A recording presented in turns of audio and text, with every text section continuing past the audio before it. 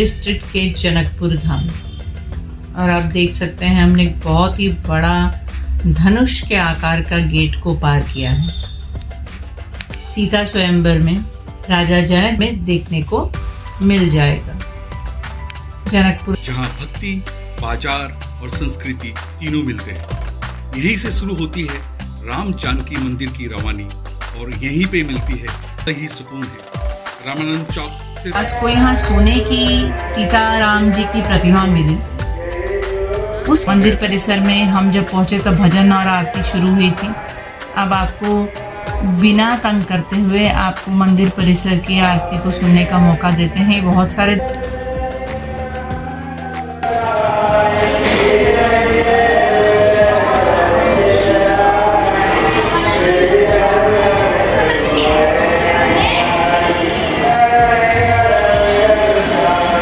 नमस्कार दोस्तों, आपका स्वागत है हमारे चैनल ड्राइव एंड प्ले @50 पर, जहां सफर सिर्फ मंजिल तक नहीं बल्कि हर मोड़ पर एक कहानी होती है। आज है जनकपुर यात्रा और डे 4, जिसमें हम देखेंगे कुछ और खूबसूरत और पवित्र जगह। और हाँ, अगर आप चैनल पर नए हैं तो सब्सक्राइब करना ना भूलें। वीडियो को पूरा एंड तक जरूर देखिए, क्योंकि जनकपुर के कुछ छुपाए हुए मोती हम आज दिखाने वाले हैं। चलिए शुरू करते हैं डे 4 का ये सुहाना सफर।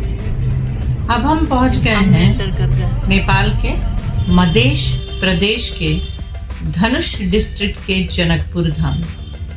और आप देख सकते हैं हमने एक बहुत ही बड़ा धनुष के आकार का गेट को पार किया है। सीता स्वयंवर में राजा जनक जी ने शिव जी की महान धनुष पिनाक को रखा था, जिस पे प्रत्यंचा चढ़ाने वाले वीर को माता सीता अपने पति रूप में चुनती। श्री राम ने इसी धनुष पर प्रत्यंचा चढ़ाते समय इस धनुष के 2 टुकड़े हो गए थे, जो इसी जनकपुर धाम के उत्तर दिशा में अगर आप 15 किलोमीटर जाएंगे तो धनुष धाम में देखने को मिल जाएगा। जनकपुर धाम आस्था का प्रतीक है। और ये है सामने एशिया का सबसे ऊंचा गेट रामानंद चौक। रामानंद चौक में श्री रामानंद स्वामी की मूर्ति ऊपर बनी हुई है।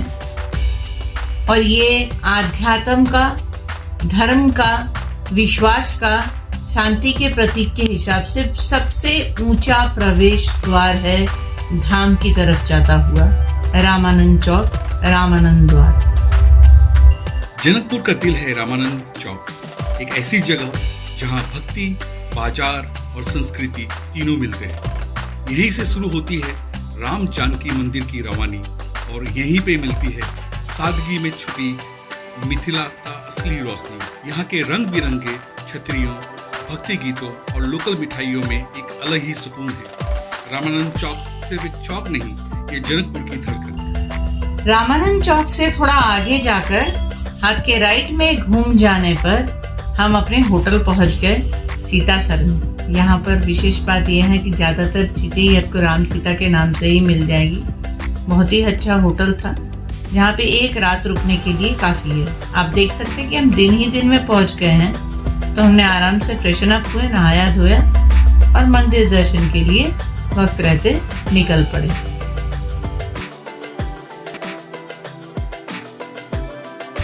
अब हम पहुंच गए हैं जानकी मंदिर।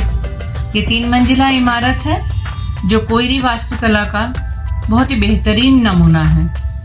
इसकी दीवारों पर मिथिला की खास चित्रकारी मधुबनी की गई है। माना जाता है कि सीता स्वयंवर और विवाह यहीं आसपास संपन्न हुए थे। इसे नौलखा मंदिर भी कहते हैं। 1657 में सन्यासी शूर किशोर दास को यहाँ सोने की सीताराम जी की प्रतिमा मिली।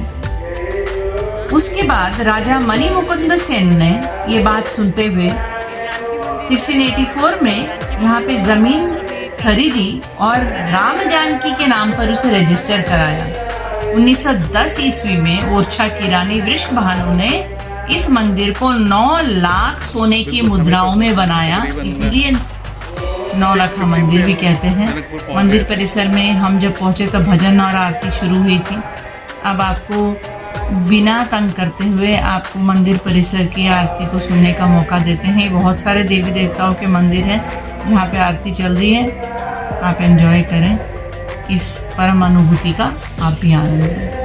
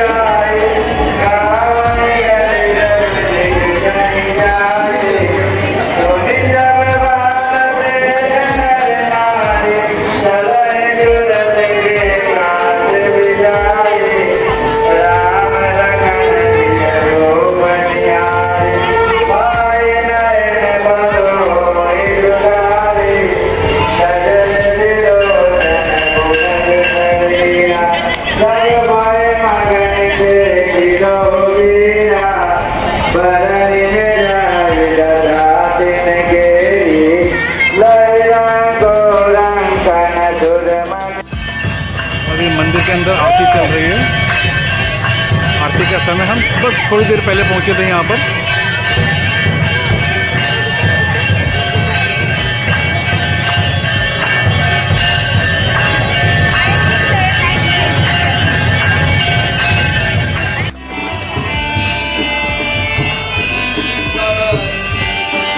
जय श्री राम, जय सीताराम।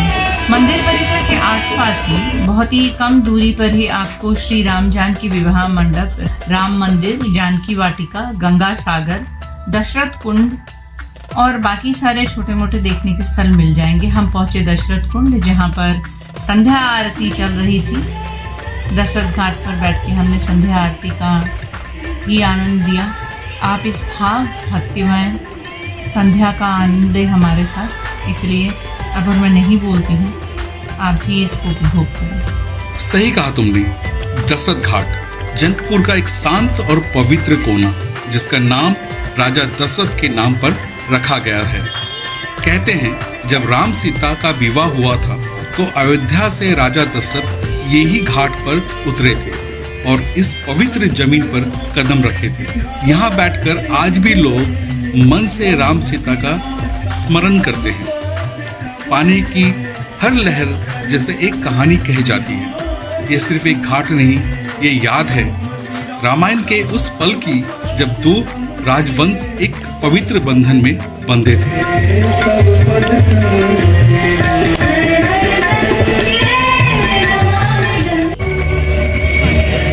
फिलहाल हम लोग शाम को 7:30 के आसपास जनकपुर में जनकपुर धाम में गंगा आरती देखने आए हैं। बहुत ही मनोहर दृश्य है यहाँ पर। आप एक बार ज़रूर आइए, यहाँ पर बहुत ही अच्छा लगेगा।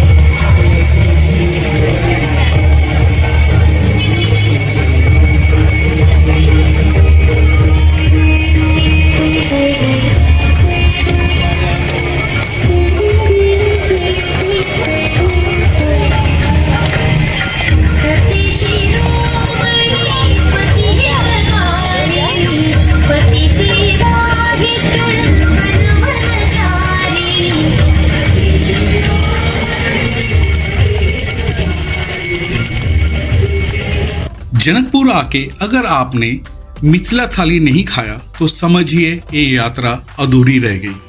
ये सिर्फ एक थाली नहीं, पूरी मिथिला की संस्कृति का स्वाद है। मकई की रोटी, आलू चोखा, भात, तरुआ और असली मैथिल मिठाइयों का साथ। स्वाद भी, परंपरा भी एकदम घर जैसा। अगर आप जनकपुर में हैं तो मिथिला थाली रेस्टोरेंट में जरूर रुकिएगा। पेट भी भरेगा, दिल भी भरेगा। तो दोस्तों, जनकपुर का आज का दिन भक्ति और कहानियों से भरा था। अगर वीडियो पसंद आया हो तो लाइक, शेयर एंड सब्सक्राइब जरूर करें माता सीता के नाम पर। और अब चलते हैं नए सफर पर। कल निकल रहे हैं जनकपुर से काठमांडू। नए रास्ते, नए नज़ारे। मिलते हैं डे 5 के ब्लॉग में। हम लोग भी बहुत एक्साइटेड हैं। तब तक के लिए धन्यवाद और नमस्कार।